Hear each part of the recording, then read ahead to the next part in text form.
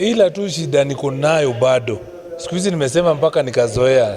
Nimechoka hata kurudia. Kukosa kupeleka vijana kwa competitions. Hiyo ndio problem kubwa sana tunayo.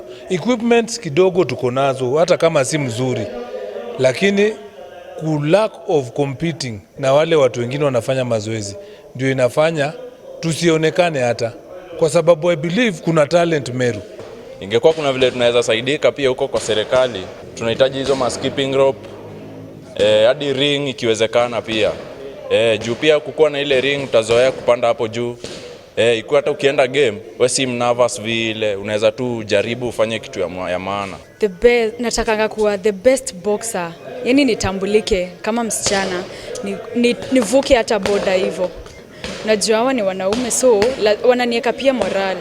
Kwanza nikiona wanawake ni wachache sana hapa kama sisi wasichana la serious, wananieka nguvu sana na nabambika sana. Unajua kasi sisi huku naona wale kuna exposure wako nayo tuseme hawa si wa mtaani Nairobi.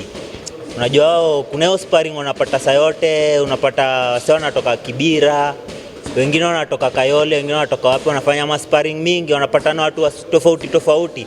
Lakini sisi hapa utapata Meru boxing si nini hivyo sana, but ija grow design ya nice.